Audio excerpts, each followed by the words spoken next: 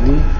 Tapi saya bilang sih, kalau fundamentalnya kuat seperti ini, untuk membaliknya tidak terlalu rumit. Belakangan ini, kita sering dengar nilai rupiah Indonesia melemah terhadap dolar Amerika. Dan mungkin kelihatannya itu cuma angka di berita. Padahal sebenarnya pelan-pelan ngaruh ke kehidupan kita sehari-hari. Harga naik, daya beli berubah, dan tanpa kita sadar, nilai uang yang kita simpan ikut tergerus. Makanya, sekarang banyak orang mulai nggak cuma fokus cari uang, tapi juga mikir, gimana caranya biar uang itu tetap punya nilai, bahkan bisa berkembang. Pelemahan rupiah itu bukan hal baru. Ini siklus yang terus berulang. Salah satu faktor besarnya adalah dari global, seperti kebijakan suku bunga dari Federal Reserve. Ketika suku bunga naik, investor global cenderung memindahkan dana ke sana.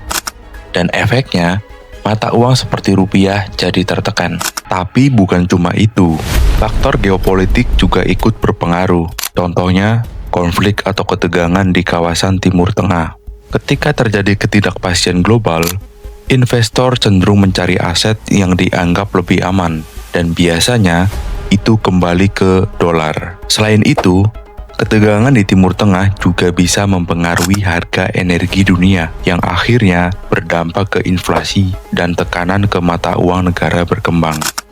Ini bukan soal ekonomi kita buruk, tetapi memang dinamika global.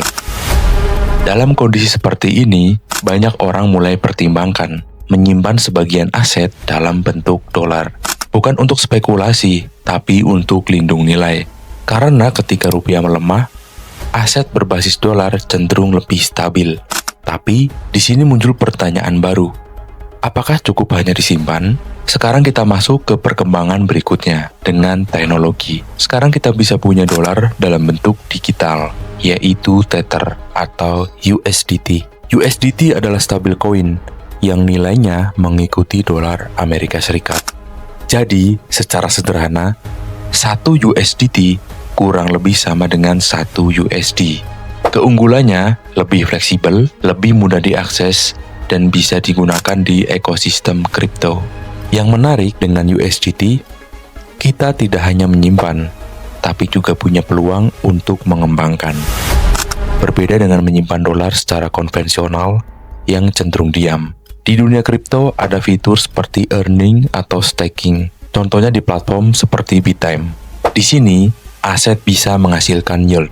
Artinya, kita bukan cuma melindungi nilai, tapi juga memberi peluang untuk bertumbuh. Sekarang, gimana cara mulainya? Pertama, gunakan platform exchange seperti Bitime, lalu daftar dan lakukan verifikasi akun. Kemudian setelah itu, deposit dana dalam bentuk rupiah. Lalu, kita beli Tether melalui pair IDR USDT. Di tahap ini, kamu sudah punya exposure ke dalam dolar Amerika Serikat. Kalau ingin berkembang, masuk ke fitur earning atau staking. Pilih produk sesuai kebutuhan, fleksibel atau terkunci. Dan dari situ, aset kamu mulai bekerja. Tapi tetap, ini bukan tanpa resiko. Ada resiko platform dan kondisi market. Gunakan platform exchange seperti Bitime. Kenapa banyak orang memilih platform seperti ini? Karena selain kemudahan penggunaannya, platform seperti Bitime juga sudah berizin dan diawasi oleh otoritas di Indonesia, yaitu OJK. Jadi, dari sisi regulasi lebih jelas dan transparan. Selain itu, untuk mulai juga nggak perlu langsung besar. Di sini kamu sudah bisa membeli kripto bahkan dari sekitar 10 ribuan. Artinya, siapapun bisa memulai pelan-pelan tanpa harus nunggu modal besar. Dan kalau suatu saat ingin mencairkan, proses penarikan ke rekening juga relatif terjangkau. Minimal penarikan mulai dari sekitar 10 ribuan dengan biaya penarikan yang cukup rendah, yaitu sekitar 2.000 saja. Hal-hal kecil seperti ini justru penting karena bikin kita lebih fleksibel dalam mengelola dana.